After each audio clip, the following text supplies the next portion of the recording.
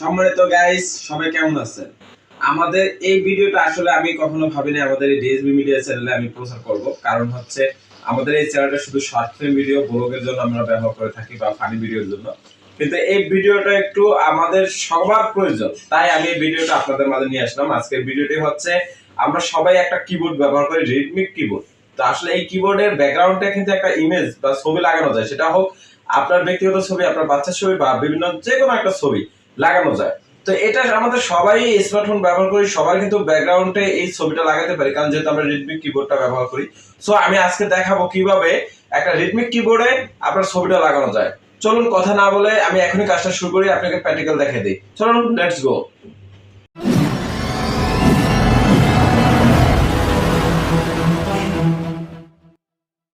সম্মানিত গাইস, তো আমি চলে যাই এখন আমার স্মার্টফোন থেকে আপনি প্লে স্টোরে চলে যাবেন।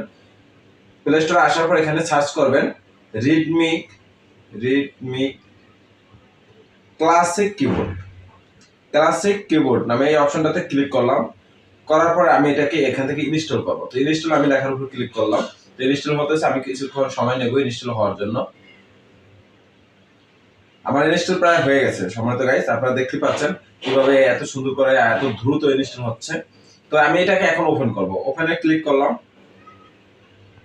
এখানে সেটআপ শুরু করার একটা অপশন আছে, আমি সেখানে ক্লিক করলাম। সেটিংস অন করুন, তো আমি সেটিংসটা অন করে দেব।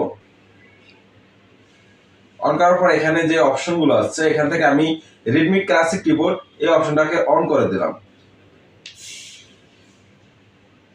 অন করে দেওয়ার পর আবার সফটওয়্যারটা নিয়ে আসলো। তো এখানে কিবোর্ড সুইচ করুন এই অপশনে আমি ক্লিক করব। ক্লিক করার পর আমি রিডমি ক্লাসিক কিবোর্ড এটাকে অন করে দিলাম। দেওয়ার পর এখানে শেষ করুন অপশন আছে, শেষ করুন অপশনে ক্লিক করলাম। এখন আমি একটা জিনিস আপনাদের দেখাই। এখন যেমন আমি এখানে সার্চ করার অপশনে যদি দেখেন আমার রেডমি কিবোর্ডে কোনো ব্যাকগ্রাউন্ডে কিন্তু কোনো ছবি নেই। তো আমি এখানে ছবিটা কিভাবে সেট করবো সেই জিনিসটা আমি আপনাদের দেখাচ্ছি। তো এটা স্পষ্ট ছবি ক্লিক করার জন্য বা ব্যাকগ্রাউন্ডের ছবিটা স্পষ্ট দেখার জন্য আপনার রেডমি ক্লাসিক কিবোর্ডটা কিন্তু ব্যবহার করতে হয়। আর রেডমি কিবোর্ডে যদি ব্যবহার করেন তাহলে এই ছবিটা স্পষ্ট দেখা যাবে না, কিন্তু ওটা তো ব্যবহার করা যায়। তো আমি রেডমি ক্লাসিক কিবোর্ড দিয়ে আপনাদের দেখাচ্ছি। আমি এখন ক্লাসিক এই অ্যাপসটাতে ভিতরে যাব। যার এখানে এই যে গোল একটা চিহ্ন আছে, এখানে সেটিং নামে একটা অপশন, এটা আমি ক্লিক করব। ক্লিক করার পর সর্বপ্রথম যেই অপশনটা আছে কিবোর্ড থিম, এখানে ক্লিক করব। ক্লিক করার পর মেক নাও এই অপশনে ক্লিক করব। করার পর নিচে দেখেন বাম দিকে লেখা আছে চুজ ইমেজ, এটাতে আমি ক্লিক করব। করার পর আমি এখান থেকে সরাসরি ফাইলসে চলে যাব। এখান থেকে একটা ছবি আমি সিলেক্ট করব। সম্মানিত গাইস, আমি একটু সময় নিলাম। এখানে আমি কিছু ছবি আমার ব্যক্তিগত, যার কারণে আমি এগুলো হাইড করে রাখলাম।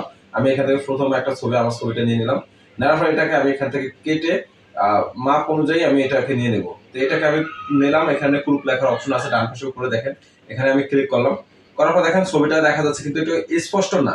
তো এই স্পষ্ট করার জন্য কে বর্ডার এই অপশনটাতে আমি ক্লিক করলে এখানে দেখেন আর একটু স্পষ্ট হয়েছে। আপনি যদি অ্যাসেটের ছবিটা স্পষ্ট করতে চান, এখানে উপরে ব্রাইটনেস অপশন আছে, এখানে আপনি কমে বাড়িয়ে দিয়ে আপনি আলোটা বাড়িয়ে কমিয়ে দিয়ে কিন্তু ছবিটা স্পষ্ট করতে পারেন। তো আমি আমার লেখা অনুযায়ী আমি রেখে দিচ্ছি। আমি এখানে ডান পাশে যে সেভ নামে অপশন আছে, সেভ অপশনে আমি ক্লিক করব। আমার এখানে নিউ থিম সেন্ড অপশনটা চলে আসে। তো আমি এখানে চেক করার জন্য আমি প্লে স্টোরে যাব। প্লে স্টোরে যাওয়ার পর দেখেন সার্চ করার অপশন আছে, নিচে ব্যাকগ্রাউন্ডের ছবিটা দেখা যায়।